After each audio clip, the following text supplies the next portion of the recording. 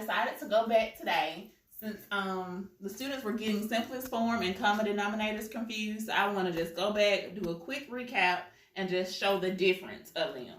Alright, so simplest form was the 4 steps that I did the other day. And they basically look at the numerator. The numerator is the top number. It tells you how many shaded, how many is cut, how many is colored, whatever's going on in that picture. The bottom number, which is the denominator, tells you how many pieces all together. So this is 3/15. You are finding the factors. The factors are the two numbers that you're multiplying. So when you think about it, it's blank times blank that gives that number. So when I think of the factors of 3, I'm going to do 1 and 3. Or I told you can write it out as a problem.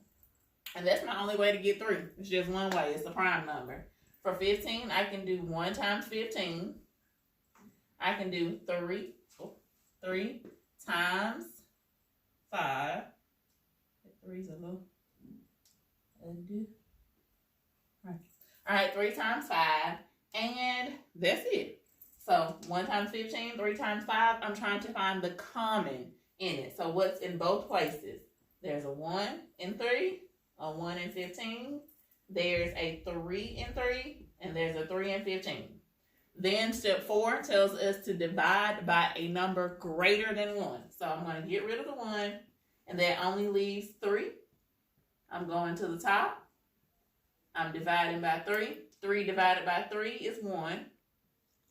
And 15 divided by 3 is 5.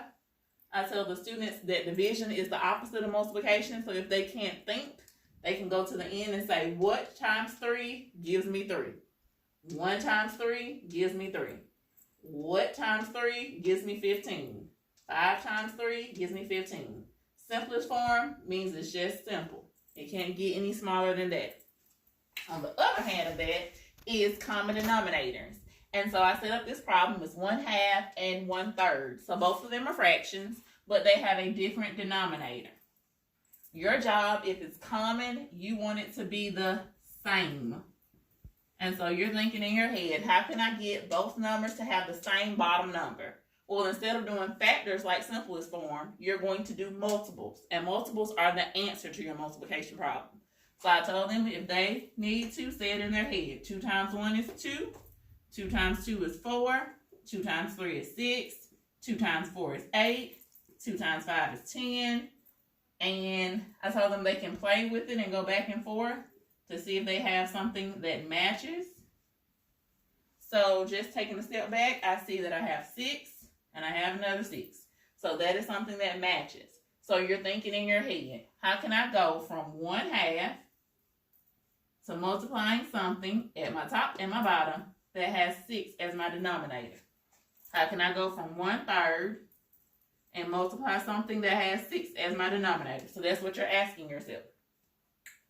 What times 2 can give me 6? Well, when I look back, it's 3. If I'm multiplying the bottom by 3, I'm multiplying my numerator by 3. 1 times 3 is 3. It's 3/6. In simplest form, is 1/2. So it kind of goes together. All right, 1/3.